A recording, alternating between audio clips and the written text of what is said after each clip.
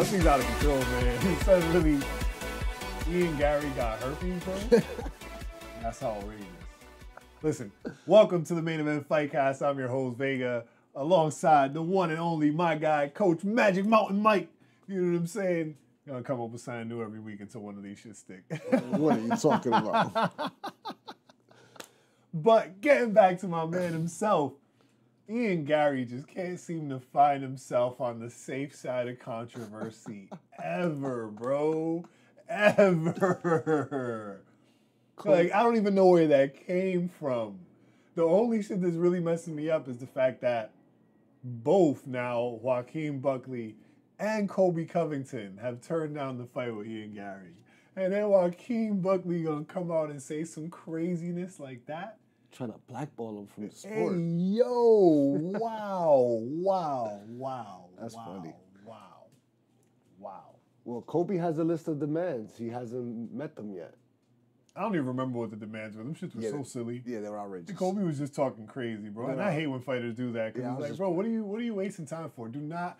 I am so. These are the moments. Although later in the talk we're gonna have some discussion about Dana and where we disagree, but these are the moments where I really appreciate Dana White, bro. Because without Dana White, stuff like that is what we deal with all the time. That's the position boxing is in right now. It's not even like a hypothetical. Looking at boxing, fighters stir them shits up, get the fans excited, then whatever the fuck happens, the contract falls apart, we never get the fight. And it's just like, nah, bro, it's crazy. Does Dana weed out Kobe for not taking that fight? Or does he get a different fight? I think because of where they both are in the ranking, it gives the space for it to be, for Dana to see other options that make more sense than feeding into the controversy. You know what I'm saying? Because realistically, what does Ian Garry actually gain from beating Colby Covington? But the fight, the fight sells. The fight itself probably sells. It probably sells. Bad guy versus bad guy. Probably sells. One gets to be a good guy for once. But on the other side of the business, not just thinking about the ticket sales, what happens if Colby wins? We can't put this man up again for Colby's basically the bad version of Max Holloway, right? Where he's got so much attention that he just stays in his gatekeeping position, but he's not as dominant as Max Holloway over all of the people coming up. I don't like them being mentioned in the same breath ever. That's hysterical. Listen, my analogies have been known to be a little wide. I do color outside the line with them, but that's intentional because I want it to be big scope. Like on a big level, when you look at Colby Covington, he's a gatekeeper who does a pretty good job. Similar to Anthony Smith, right? Where it's like, this is somebody who's been in the game for long enough, has had a couple of shots at the title that he wasn't able to execute on, but still, the people coming up can't touch him. If he was champion, he would be undefeated. If Volkanovski didn't exist, this man is champion. I like Anthony Smith, Colby Covington comparison. I think Anthony Smith, his record will be how Colby's Covington record will be if he was active. So Anthony Smith is the active Colby Covington. Yeah.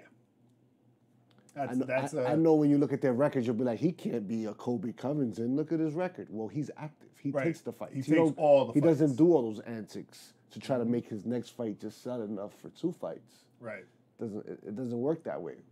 So it works out a lot better for him. He was lucky enough to get multiple shots at the title, so he got money fights. I hear that, but no. He's nothing special. He's Anthony Smith. Lionheart, I think you're special. I just want the record to reflect that. I know what Coach Mike just said was crazy, but no, I think record-wise. Just record-wise. Just record-wise. I respect Anthony. He's active. But he's not a champion. He won't touch that belt. It'll be crazy if he really does, though.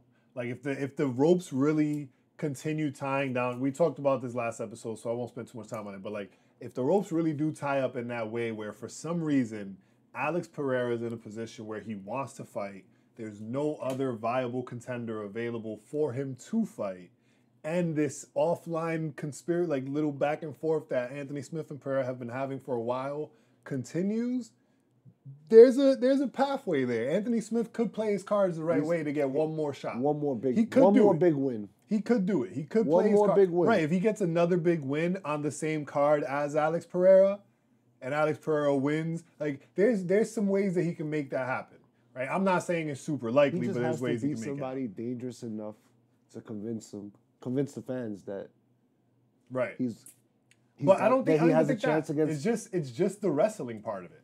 The idea that all it would realistically take is someone to commit to wrestling, and if no one exposes that on Pereira, and like I said, there's this random gap in because remember is he top 6 now? I have no idea, but if he beats somebody as a high level grappler, it'll be enough to convince us. Yeah, it'll definitely oversell. It'll be enough to convince us. It'll be the top of the selling point for sure. That he can take down Alex Pereira. Yeah. And sub him. Yeah. That's enough. Now I think fights start off standing. I don't think Alex wins that fight either way, but he has a chance, and that's the way he can prove it by being a high level grappler. Who's there? Who's that high level grappler? Right. There's really nobody to do that. At light heavyweight outside. Yeah, there's really nobody to do that to. Not this. Blades is heavyweight. Never mind. Absolutely. Yeah, there's really nobody to do that to. It's crazy. But I don't want to spend too much time on that because we got a bunch of dope developments that happened over the weekend. UFC St. Louis was something incredible. It showed off a lot of new returning, middle of the road in their career fighters that are really like making some waves. You know what I'm saying? And of course, we want to start off right out the gate with the big one, the name, my man Joaquin Buckley. He put himself on that card, bro, and then won as well. Like he flubbed. He flubbed on the call-out. We'll talk about that a little bit later. More importantly right now, who does he fight next? Because he made that happen. So who does he fight next? You know what I'm saying? And I know we, unfortunately, already been exposed to some Twitter stuff, but even before the Twitter rumblings, even before the press conference, I was like, I can see a Gilbert Burns fight happening for him. I didn't know how soon, but who do you think? What are some viable options? I was thinking more Sean Brady and Ian Garry type, but we see Ian Garry's not happening. Buckley don't want that fight. Apparently, he got to drop his medical records before he get that fight. He got so crazy. Yo, he got conditions. Yo, gotta make sure he's not breaking out. Place, bro. Ian Garry, somebody find Ian Garry, bro. He's in a bad place, bro. Help him get out of there. Why nobody want to fight me? Bro. Man, how he went from a real superstar position, bro, to this. He still is, but maybe he needs to fight up. Because I know there's some guys up there that will definitely take the fight. What do you think? Because Ian Garry is one of the guys I felt like he was going up the rankings way too slowly. It made me question how much belief he has in himself. But there was rumors of him getting knocked out by a 170 at practice. So, makes sense. Why he has some doubts. Also, you know, one big props to Ian Garry, and I don't know how this is becoming an Ian Garry show, but like one prop to Ian Garry that I do got to give him is he studied Conor's playbook and used that to develop his own, as opposed to just trying to copy it straight up. He did his own. So if you look at the way he picked his fights, yeah, it took him a while to get into the rankings. But even as an unranked fighter fighting another unranked fighter, this dude was generating noise, bro. But as a fan, I gotta make sure that I'm not watching. Yeah, you're waiting for the front check. That I'm not watching Bellator throwing trash cans in front of Michael Venom. You're waiting for the front check in front of Michael Venom Page and making me feel that Michael Venom Page is unbeatable.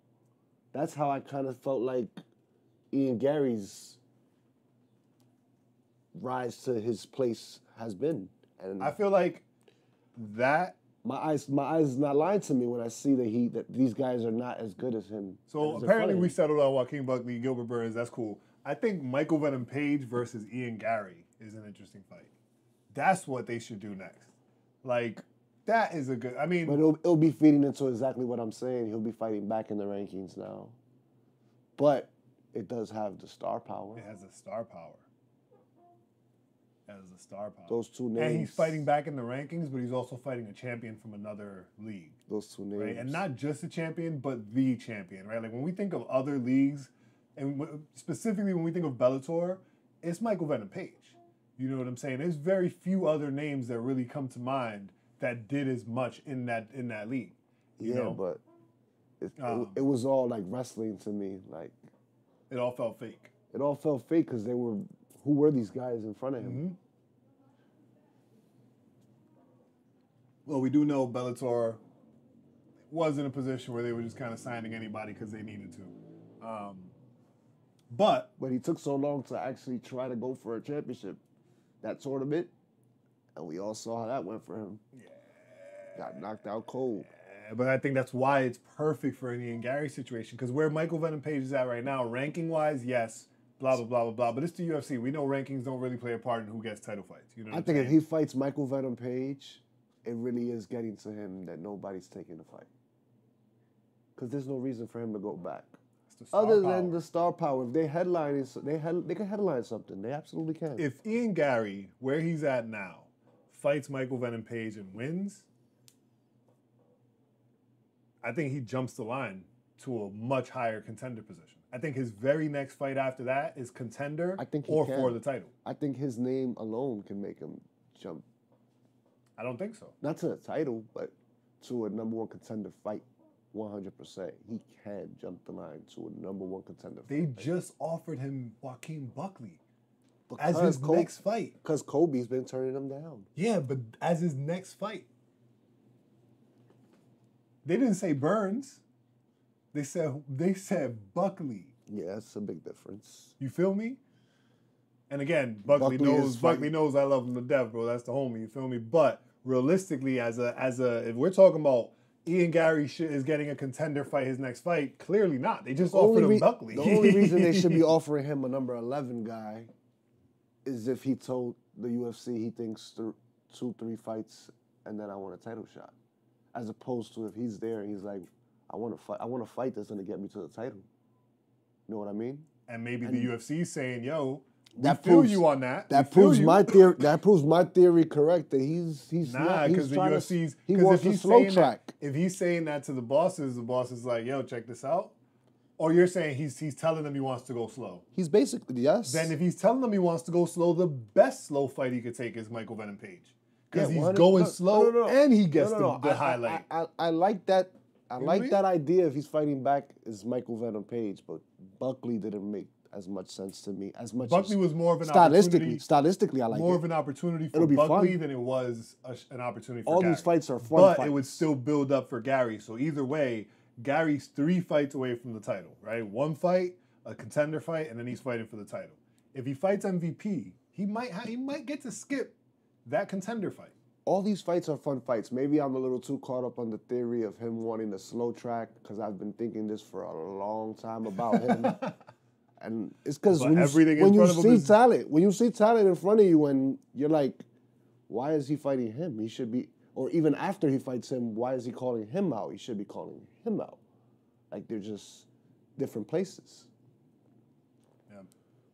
Yeah.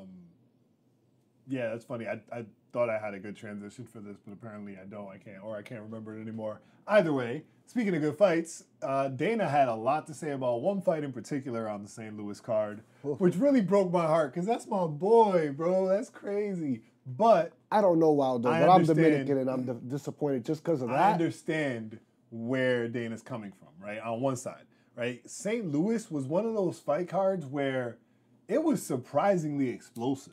Like, every fight, start to finish, was just fun to watch. It didn't matter what you had on it. If you knew the fight, if you didn't, it was just a really fun thing to watch. You know what it is? So with all the eggs he put into the basket that was Rubelas de Spain, to see him get caught up in a fight like that, right? And then knowing that Waldo has knockout power and seeing him wrestle for the first time like that, it just it wasn't a pretty picture. But on a normal fight card, that fight was perfectly fine, bro. That was not a shitty fight by any means. See, this is my thing. If he came out and said, it's not that he wrestled him, it's that the wrestling was so bad by both sides, then I can agree with him saying it was boring. Yeah. It was, if you're a technical guy, it was hard to watch. Right. That's why, remember, the whole fight, I'm screaming, yo, thank God DC wasn't on the fucking commentary. He would be exploding. DC's head would have exploded. But bro, DC and Chael spent less than 60 seconds on the jump. Funny you mentioned DC, because I didn't see the boss act that way when DC wrestled Silva for 3 rounds. Right, because that was a regular fight card. It's because it was mixed up on that fight card. It was short notice or whatever, but DC took one punch and said no. No, thank you. Wrestle him the entire way. Right. Waldo ate a whole front kick, bro. He ate a whole, on top of a couple punches that he ate from Rebellis too, which again, Rebellis is supposed to be this knockout machine, you know what I'm saying? So for the amount of punches Waldo took, what are we talking about? You know? So I did try to get Waldo on the show today. He wasn't available, but we're going to see if we get him on the show one of these days. There's a couple other guys that can reach out to. He also didn't go for terrible takedowns that looked like he was desperate. He stood there. Nah, he went strategic. He took punches, countered, and I'm like, why he up the gate? Why is he on the gate? Why is he on the gate? He's like, oh, he must like that position for a reason. Right. And he kept turning right when I said that. He kept grabbing him and he kept grabbing him and turning him around. Yep. Working the clinch and taking him down. Other than that, I wish he would have went for broke when he had him down in the second round. Other than that, he had terrible technique, but that right there was solid. Yeah, it was a game plan. He had a game plan, and he executed. I think the boss was a little harsh on him. But like I said, I understand the perspective of it because, again, just looking at that particular night, on that night, if we're looking at what was the worst fight of the night, you get worst fight of the night. You were the first and probably the only fight that got booed at some point. You know what I'm saying? So I get that. But on the flip side, like I said, we got tons of wrestlers in the division where we've seen way worse, you know? So I don't know. I just felt like it was aggressive. Either way. I'm not as biased as you. I don't know Waldo. And I'm not the biggest fan of his fight style. I do see the skills. And I didn't think that was a boring fight. I'm sorry, I didn't. That's fair. You have your comments that, it's not, the technique in the ground was terrible. He could stand up anytime. Yeah. But at the same time, we seen the danger. Oh my God. There was God. moments where a knockout could have came from all of this. There was ground and pound. There was all of that. I don't think it was a boring fight. That had to be some internal things that Dana's mad at losing his prospect getting exposed like that. Exposed so badly. Because if Waldo's takedown wasn't great. And he's not even a wrestler. What's a real wrestler going to do? What are you going to do if you put him up against Almeida? Or Blades. Or Aspinall. These are the people that he has to face eventually. But speaking of that, is that what Dana did to, what's the guy's name you said first? Almeida. He fed him Curtis Blades for all that wrestling he was doing, holding down. Right. And you felt Almeida was going to win that fight. And I'm like, are you crazy?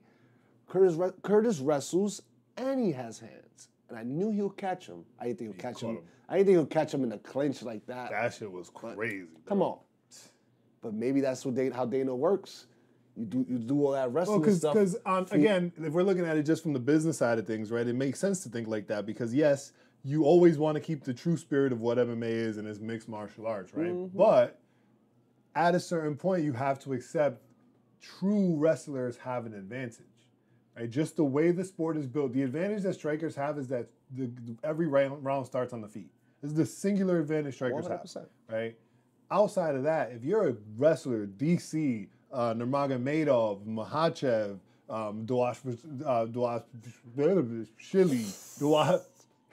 Marab, Shavek, Shakvat, fucking Cejudo, right? Like if you wrestle, then you are at an advantage because you get so much more recognition for the takedown, for the control time. You have actual opportunity to do so much damage, right? Yes, but then we see fights like. But then it gets boring. Then you see Kobe versus Usman, two wrestlers who fought about 7 rounds before they ever went for a takedown.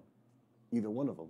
Right. Just because I know you're a good wrestler. I know you're a good wrestler. You know I'm a good wrestler. I got to believe I'm a better striker. Yes. Right? And that's what we're looking for in MMA. Mm-hmm. We don't get a lot of that.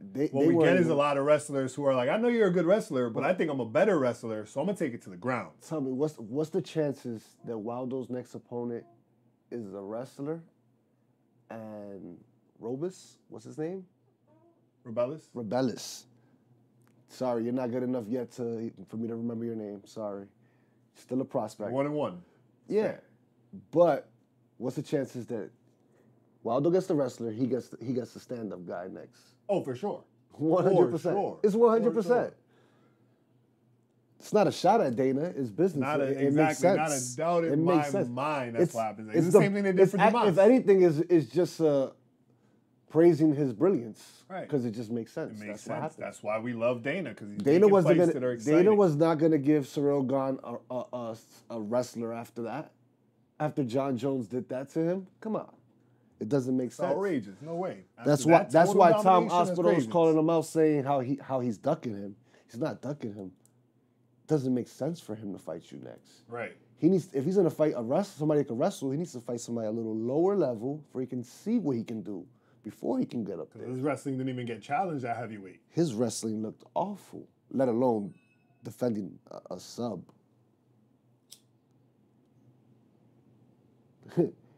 If he were to get booked against Curtis Blades, I would think that it's the last fight of his contract and it's over for him. It's true.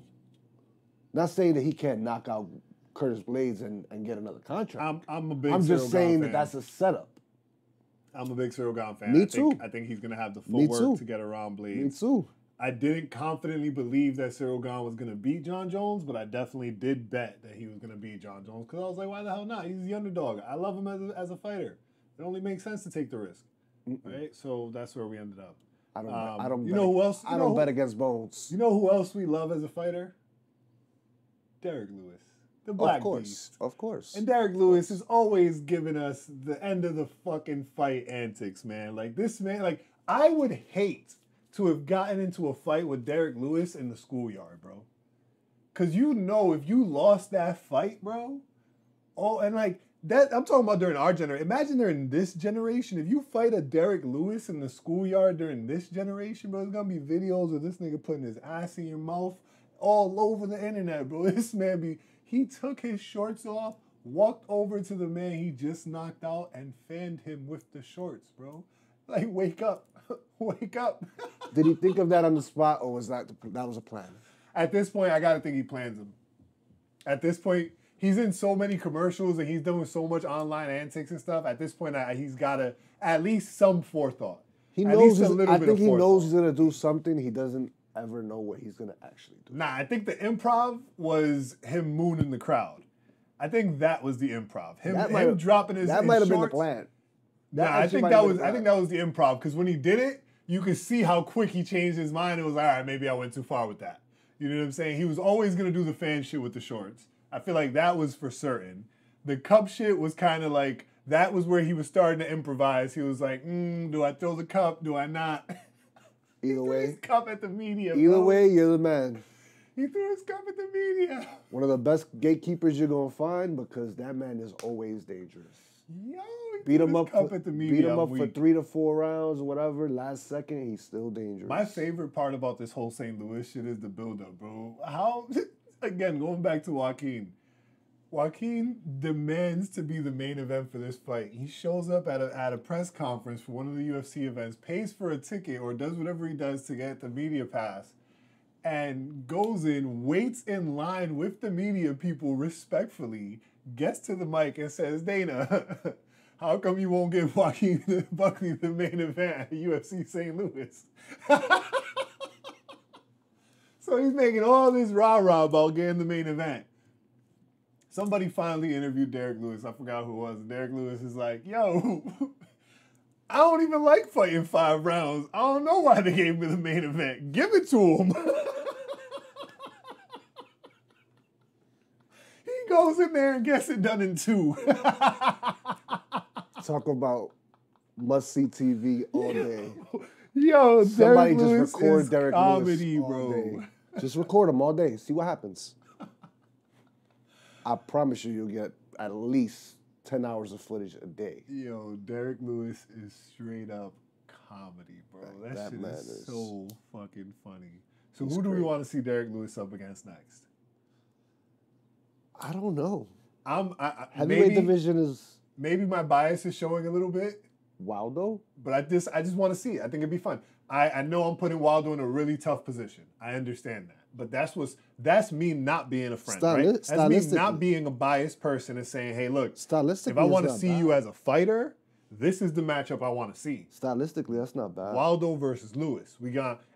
The only downside to it is they're both majority counter strikers, so it could end up being a bit of a boring stand-up fight.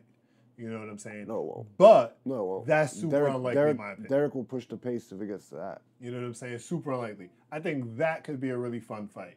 And I think if the statement Dana made is because he's mad at Waldo, that could be something he would do. He won't give him that fight. I don't think so. No? Not if he's mad at him. Stylistically, it's a good fight for Waldo. Yeah, it is a good fight for him stylistically. Yeah, if he's mad at him, you got to give him a wrestler. He can actually, if he even finds that sharpens up that wrestling for that matchup, he can do the same thing he did. He can wrestle him down. He could. If he doesn't like to stand up with him. He could.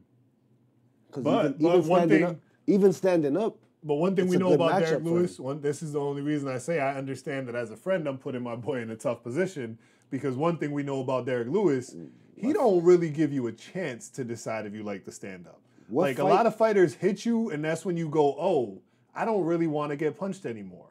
Derek Lewis really don't give you that chance. He hits you, and as you're falling, you're like, oh my God, if I survive this, I'm not going to stand with him anymore.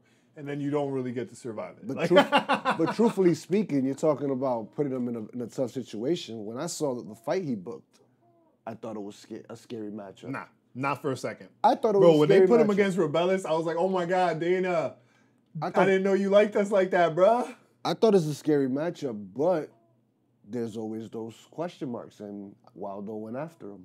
Knowing that Waldo's main coach, Javi Torres, is a grappler, is a wrestler. Well, it's the first time. Yeah, he's not gonna be an expert at wrestling because you can't turn a fighter into something else, right? They do that to themselves. You were sure he would do it. No, I was sure he would do it. I was sure he would do it. I was sure. For sure. What I wasn't sure of, which I'm a little upset about, and I do side with Dana on this shit about it, I didn't think it was gonna go to decision. Of course you didn't. You stopped me from making money. I did not think it was going to go to decision at all. I thought for sure. Don't bring this up. You're gonna upset me again. Don't do that. Don't do that. Let me not bring it up. You're absolutely right, because that was really upsetting for both of us. But I do have a bozo of the week, though. Ooh, we're gonna get to that later tonight. I can't No, wait. we're not. No. You gotta hold it. You gotta hold it. We're going right now. We're going right now. I guess this segment's getting interrupted by a bozo of the night. It was Buckley. Really? Great performance, and he shot for the sky and did not. He's not gonna land on the moon. What you mean? He shot for the sky with that weak call out. Oh man! And it was just, you ruined your moment. You got booed by your home crowd. That makes you the bozo of the week. It was an easy pick. That moment, it's supposed to be a high. Damn, you got brought down to earth quick. Yep, real quick. Like you're left in the cage asking the fans not to boo you. That's the real sad part. Like if he would have went out on the Shield and just been like, fuck it, they booing, it is what it is. But the fact that he actually took the moment to say, yo, could y'all, don't boo me. Hear me out. At least his bozo moment wasn't in the octagon fighting. I suppose. It was at least it wasn't in the octagon fighting. It was just You know who I almost gave bozo to? In the moment, in the octagon, who still might kind of deserve it a little bit. So I might put a little bit above Buckley still, because a call-out is one thing, but the active decision to run at a professional kickboxer, throwing fists, and expecting that to work is what gets you knocked out in 15 seconds. Okay, Alonzo Menifield? There's literally nothing else to study in that footage. Besides that, this is just something you would not do in any general fight. I don't think there's any real situation where your best strategy is run forward throwing punches. So for me, you don't blitz. That was my bozo, because you don't blitz a kickboxer. Anybody. You don't blitz anybody, but blitzing a kickboxer is crazy. This is why Yoel Romero versus Izzy became a boring fight. Two guys that respect each other's striking so much. You're doing all this field, and you never really get the feel. But listen, at the end of the day, give yourself at least a minute. Carlos against a kickboxer. Ulberg is growing on me for sure as a fighter. I've been starting to become a fan. I said I am a fan. I'm not gonna say becoming a fan. I became a fan a couple fights back. I am a fan. But even as a fan, I'm sorry, Carlos, you did not win this fight. Alonzo Menifield lost. Okay, I don't really know. There's nothing that you can gain from this moment, Carlos, except for the fact that you still gonna move up in the rankings the way you're supposed to. And big congratulations! You did what you were supposed to do. Oh, he did his job. Like that was the matter of fact. You did do something. Like you demonstrated to an entire generation of future kickboxers why kickboxing is so important and why what Alonzo Menifield did was absolutely insane. I'll also credit his power because he never hit him clean. Those shots all partially landed. When someone's rushing at you, you don't have to hit them clean. They're most of the power for you. He knocked them out. He knocked them out clean. Cold, bro. Yo, the way Menifield fall. Oh my God, the way Menifield fell back. I almost said fall back. The way Menifield fell back, eyes. Yo, oh my God. Told the story. And that was 15 seconds. Yo, when they did the replay, they played the replay. And then when they went to play it the second time, they were just like, oh, might as well just play the whole fight. And they started from the ref telling them to go to their sides, bro. That's crazy.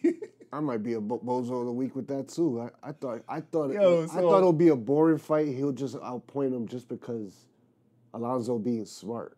That's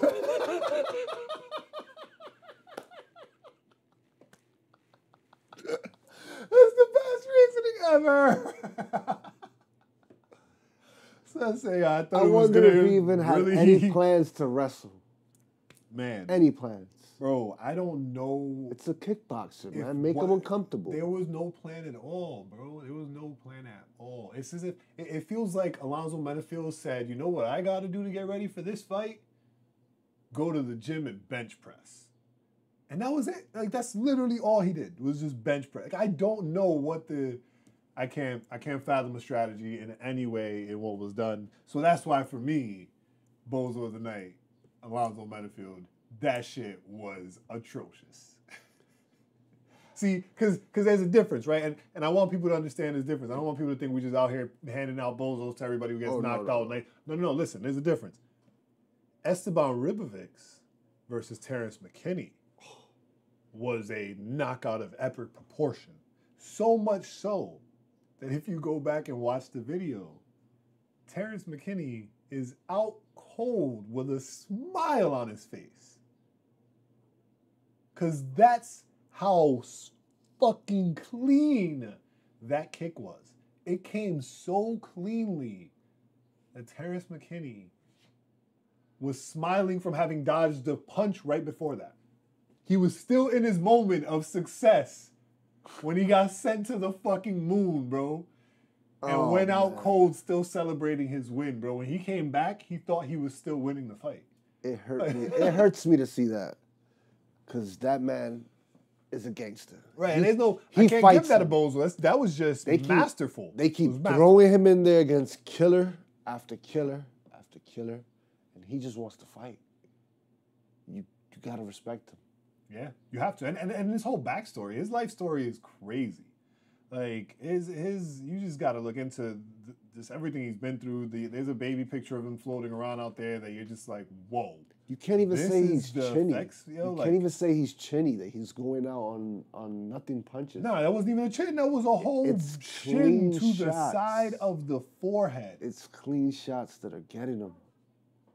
It was absolutely beautiful. I think he just needs to go more to wrestling early. I don't know. So like in the same way that I don't know what Alonzo Menifield's strategy was, I don't know what the strategy you used against what Esteban did was. Oh no! Because we didn't know. You got to recognize the performance. That's why I'm saying it's not Terrence's fault. He got knocked out. Personally, I didn't know the kid. It is Esteban's fault. Personally, I didn't know the kid, but right now, that right there almost puts him in the rankings for me. Okay. Like, that was ridiculous. He's my guy, bro. I told you. And I told you when you came in, you were like, nah, Terrence got it. I was like, I don't know, man. Well, I mean, it didn't matter who you told me it was. You know, that's my guy. Terrence McKinney is my guy. That's true. And he's Michael Johnson of this time. Michael Johnson of this time is outrageous. I don't care what their records say. Sir, they that are is gangsters. Outrageous, sir. Michael Johnson of this time? Yeah. Michael Johnson took all the fights that everybody was scared of. He got some wins out of them. And he took some L's. But the difference is, I think... It's a big difference. McKinney go for it a lot more, and he has that knockout power, as opposed to Michael Johnson has those fast hands that keep him he always has a chance. But you think Terrence McKinney has more knockout power than Michael Johnson? He does. At his prime? Yeah. Because we don't know where Terrence McKinney is. He might be at his prime. Hopefully he's not past it. Power, yes. Michael Johnson, it was the speed of his hands that generated those knockouts. The speed of his hands. Yeah, you didn't really see him come in, the accuracy. If Cormier saw that punch, he don't go out. Right. The accuracy, the secrecy, he was a very, very masterful striker. The difference is, I think Terrence would have won some more of the fights than Michael Johnson lost just because he would have went for it. Or he would have got knocked out. Michael Johnson also probably has a better chin just because. Way better chin. Probably a lot stronger too. That's why I feel like Michael Johnson is way stronger than Terrence McKinney. Yeah, but I think Terrence McKinney has more potential. Maybe. I guess we'll find out. I mean, right now he's kind of losing it. We'll find out. Yeah, because the way he just got slept, that's at least a 6 month suspension. None of these knockouts have looked like like TKO finishes. It's been a long time since I've seen somebody get slept. Smile. He's getting slept every time. Slept. Every time. Yep. That shit was a fucking pew pew missile. But I guess my point is, with these guys, MMA math don't make any sense. Because just because Esteban slept him, somebody that might sleep Esteban might get slept by him. I think that's just that division. It's MMA math usually doesn't make sense, but with certain guys, it makes like the complete opposite sense because stylistically, it is all that matters. If you're fighting Terrence McKinney, a finish is coming. Other guys might be more. They might have a strategy. I'm gonna wrestle him first and then tire him down and then outpoint him. All that kinds of stuff. Terrence McKinney just goes for it. Is it his? That's a Terrence McKinney problem. I don't really. Yeah. What I'm saying is that for the fans, division-wise, for the fans, is great though.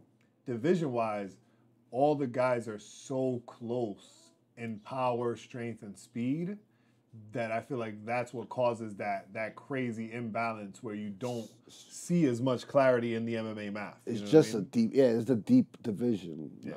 But it's crazy. It's crazy. I will give you this though. Despite how awful and wrong you were about Terrence McKinney this past weekend, you were pretty right about Diego Ferreira. Oh yeah. I think the hospital photos would be a good place to point if you needed some evidence of your. Oh yeah, that was a beating. That was the fight that I stepped out to get the food, so I didn't really see the whole. First round, Diego was losing. And that's the crazy part. But his punches was wearing on him so real much. Quick, before you tell me how the fight went, because I still haven't even watched it, right? Oh, you're crazy. So I stepped out to go get the food, and when I was outside, I took a quick look at FanDuel, and I was like, fuck it. Let me take a look at these odds, see him live, see if maybe it's worth, see how this is going. Because I was feeling like Ferreira was going to win. I felt like that the whole week.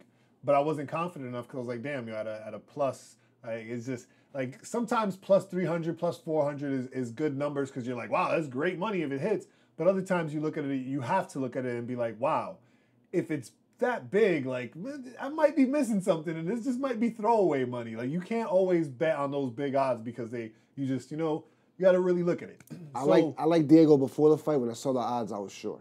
When I saw the odds, I don't know how I was sure, but I was sure that I wanted to bet on it. I wasn't feeling it yet. So I was out there, and the odds went up. Like, it got worse for him during that first round. So I looked at that, and I was like, sheesh, good thing I didn't bet on him. But in the moment, I was like, but it'll be crazy if he gets that turnaround. And this is when I was also like, maybe I'm a little gambler addict. I gotta have a conversation. But outside of that, because I was looking, I was like, maybe I should throw a little $5 on it. I would have put $10 on it just cause. And I didn't do it. And we know how that fight turned out. That's $10. That's $10 I'm willing to lose. If I would have seen it go up, I was so into the fight. I didn't even look at that. It went up. I didn't even look at it. I didn't think it's a live bet. And just the first round, I was like, damn, I should go ahead and place this.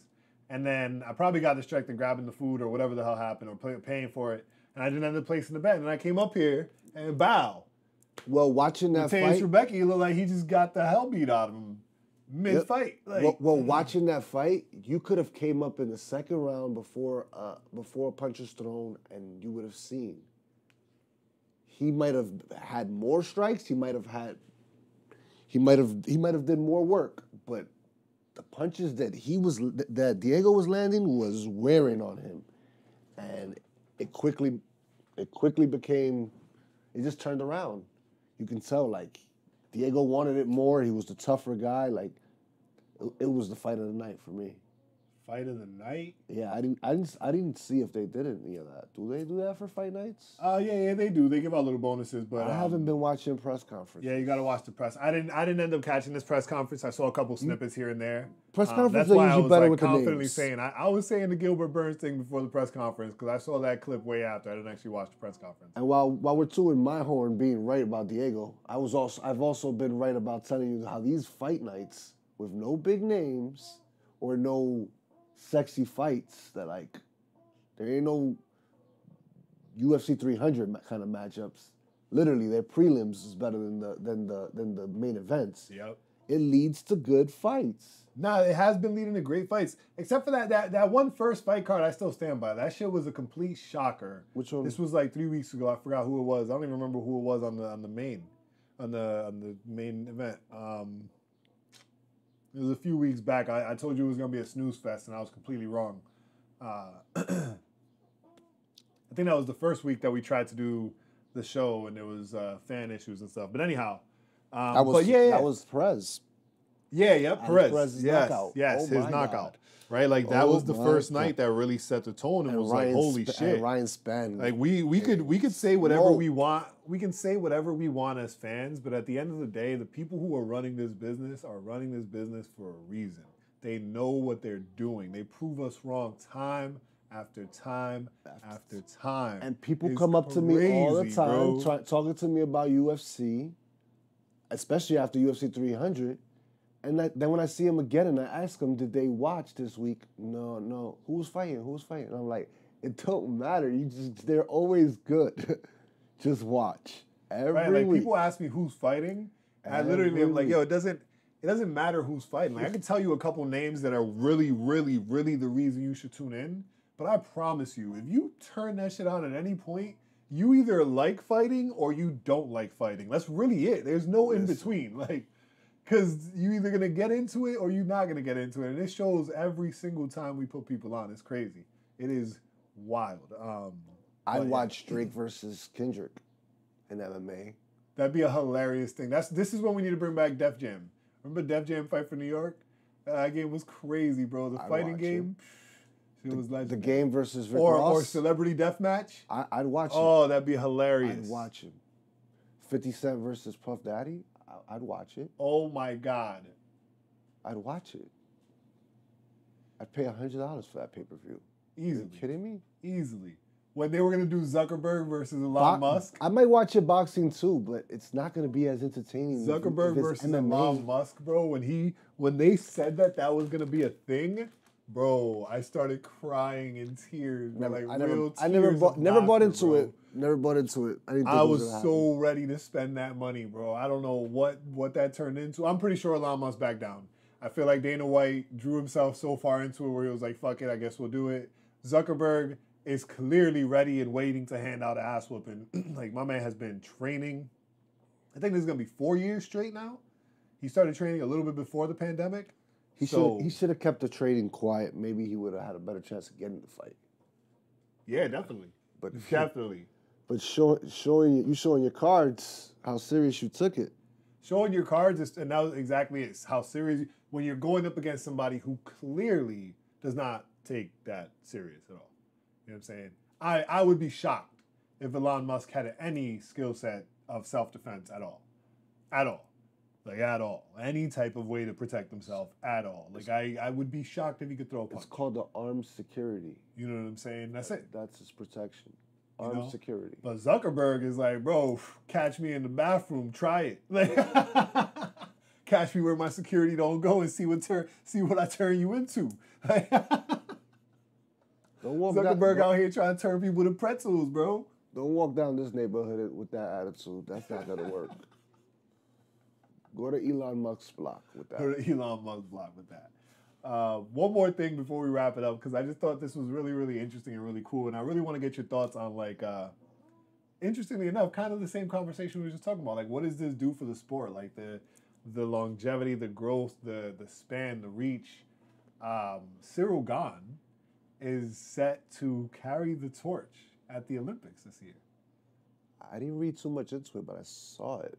I didn't read much into it either, but it's interesting. It's one of those things where carrying the torch is such a time-honored tradition. They always give it to, like, someone, for lack of a better terms, who's a big deal to the country in the athletic space. Like I can't even really think about. I guess this is something to probably look up, but like who did it for America the last time we hosted, right? I feel like maybe I might be wrong on this, but I feel pretty good about saying it. I want to say it was Bruce Jenner that ran the torch. And I'm saying Bruce because that's who it was at the time. Clearly Caitlyn Jenner at this time, but like at the time, Bruce Jenner. And so it's a time-honored tradition. So what does that say for us, for our sport, for what we love, that one of our guys is doing it, bro? Look at all the athletes out. Like, MMA is not even actually a sport in the Olympics. You have to pick a style. You're either doing karate, you're doing kickboxing, you're doing wrestling. That's true. Not MMA itself is not it. That's true. So they didn't even pick somebody from one of those categories who could actually compete. Well, unless Cyril Gane's going back and competing in the Olympics as a kickboxer, because I think he does have some Olympic experience. That too. And he actually is very athletic. You seen him play basketball? Bro, my son is mad athletic, bro.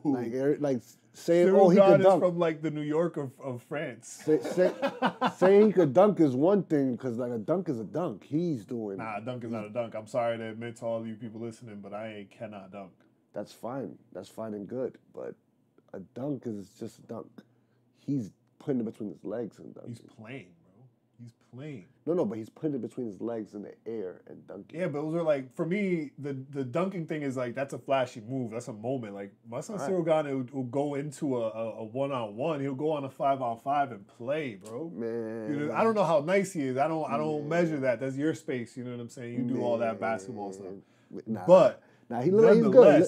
He's good. I've also seen people like DC play basketball, and that's disgusting. So we also saw Jamal Hill play basketball, and we see what it did to his career. I didn't see him play basketball. You didn't see it? I know he tore his Achilles. Yeah, they have. I think they have the moment he tore his Achilles. But they say too. He's the best basketball player in MMA. In MMA. So that means he's better than Cyril Gane. Yeah. So I don't know.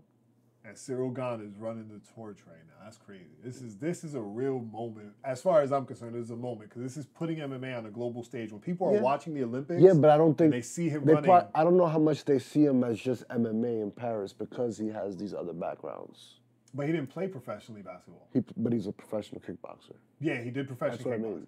But that's now, what I mean. I don't know. But either he way, might be more decorated in the kickboxing Either space. way, they still have to recognize him for what he is now. No, you know 100%. So that's probably when what you're watching it on the screen and he comes up on the TV screen and his name pops, what is it going to say underneath? Is it going to say UFC, former UFC interim champ? Is it going to say Olympic gold medalist kickboxer? I actually don't know his record, so don't quote me on that. But like, what is it? Either way, it's still going to put some new eyes on the UFC. Bro. It might just say Cyril Gane. He might be that big of a star out there that they're doing this. Nah, they don't do that for any star.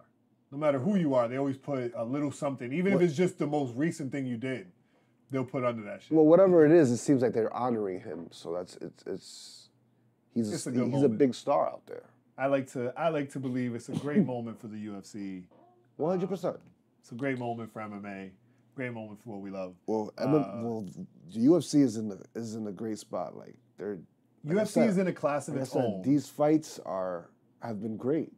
Nonstop. And the average fan is probably not gonna gravitate towards it because they see these names and they don't know who they are. But once they start figuring it out, it don't matter. I'm telling you, even without figuring it out, bro. Remember when the fight finished and we switched over to watching the boxing shit? And it was the undercard, and we didn't know anybody's name. And it was literally a minute and a half before we were like, yo, what is this? Like, why are we watching this? And we took it off, bro. It didn't take me that long. That shit was crazy. It's crazy. And no disrespect to boxing, but I just think boxing's in a place where... The main event was good. The main event was good. The main event was great. But boxing needs some sort of organization like the UFC that just monopolize 30, 40, 60 fighters and just put them against each other and make your organization the main event of boxing, because that will change the game, bro. I don't think they can. I think they're not. I don't think they can at this point. They're in a place where certain guys are begging people for fights. Like it's that's almost nobody's running the ship. It's bro. almost like Shakur has to kiss ass just to get a fight. Just to get nobody's running the ship. To get a worthy fight that gives him a name for him to even get even more. But that's because nobody's running the ship. If they had their own Dana White, Boo Boo Black, if they had that, you know what I'm saying? And he was out there talking about, yo, Tank, you fighting Shakur, period, point blank. If that don't work for you, that's fantastic. They're not stripping him for that. That's the thing. Because they don't have a Dana. They're not doing these things. Because they don't have a Dana. I hear that. I don't know. I don't know that they can do these things, but yes, that's what they need. Or, and this is a real crazy thought. Yo, Dana, shoot me a little message if this interests you. Dana could just get into boxing himself. He probably never will because he's so exhausted of the boxing community in the world. But like, the same thing he did with Power Slap, he could do with boxing. He won't be their savior. I think he could. He can. They wish they could do that. But do you think, and we'll wrap it on this because we're running now, but like, do you think there's a possibility that based on Dana's age, I'm simply basing this on his age, no other facts, no one get crazy. Based on his age, is there a possibility that he's just waiting out for certain people from boxing to die out and then go in?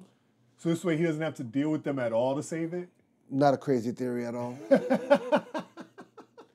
Not a crazy theory. He's like, yo, you guys, I think it's got like 30, I think it's got like 10 more years on the ticker, bro. We're going to be all right. Well, I'll get to boxing in a little bit. Especially if his health scares were true. Like, he was... Dana had health scares, for sure. He was very sick. Yeah, and that's why he's in shape now. And now he feels like he's in the best shape of his life. He's on top of the world. All those things is in the rear view. So if he just lets the boxing old people just die out, and then the new faces that don't really have names yet, but they're trying to hold things, he just comes and runs them down, is like, get the hell out the way and just holds it, bro. That could be the final end game for Big Boss. The final end game will be let them die out and then revive it. And buy them while they're let it die and revive it. While they're at this lowest. Exactly. Be the hero of boxing. You've gone from being the villain of boxing to being the hero, bro. But the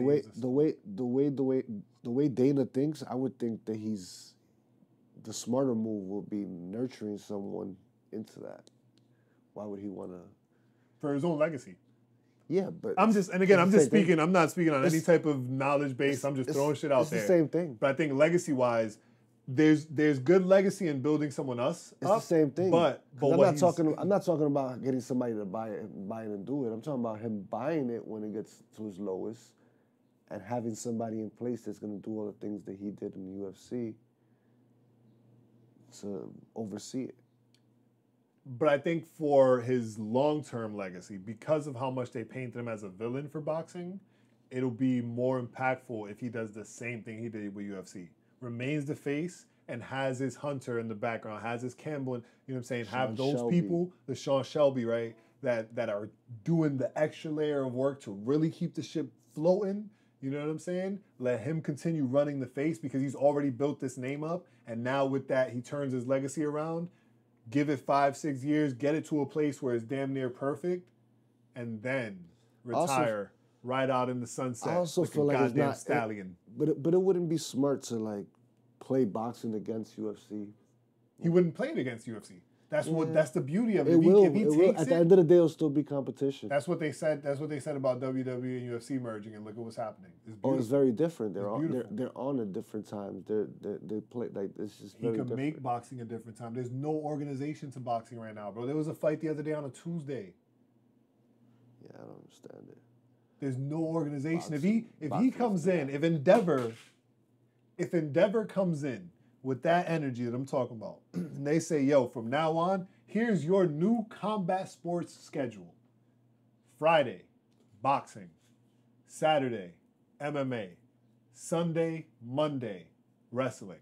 Oh, and wrestling has Thursdays. So Thursday, wrestling. Friday, boxing. I think wrestling is Monday, Wednesday. I don't think it's Thursday. I think it's Wasn't Monday. it Thursday Night SmackDown, or is that changed? It's Friday SmackDown. Friday SmackDown. Okay. I'm just not clear with the NXT. I believe NXT is Wednesday. That's the one thing I don't watch. So NXT. If NXT is Wednesday, can't get into that one. If NXT is Wednesday, right? Look at the schedule, bro. Monday off. No, Monday Night Raw, wrestling. Tuesday, Contender Series, MMA. Wednesday, next.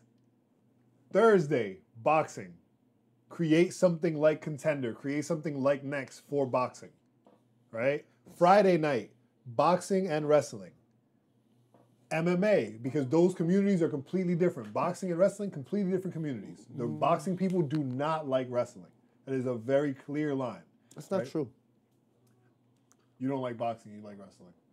I know my friend is the biggest boxing fan I know. Just like me, WWE fan. Probably One bigger. of those rare people? He's probably a bigger WWE. Yeah, he's absolutely a bigger WWE fan than me because I just got back into it 4 or 5 years ago. I don't think he ever... All right, so I'll walk that back then. But either way, I still stand on Friday, boxing with wrestling. You already got a core audience in wrestling. You're going to win that anyway. You already got wrestling going on almost every day of the week. You winning that area anyway. Give boxing your Friday too, right? Now we organize, structure boxing. Every week we know boxing is happening Friday. Every week we know Saturday is MMA. Every week we know Sunday is wrestling. Monday is wrestling.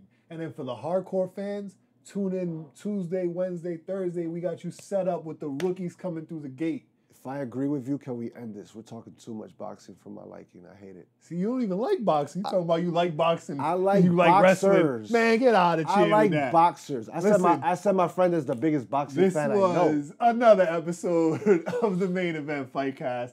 I'm your guy, Talk Vega. to me about Terrence Crawford tanking these guys. I'm trying to change boxing? the industry, bro. I'm trying to get it to a point where normals like us could talk about boxing for an hour and really just ramble on. Like, we ain't talking nothing. We don't ever really talk anything technical about MMA because we just enjoy MMA. I want to get boxing to that same place.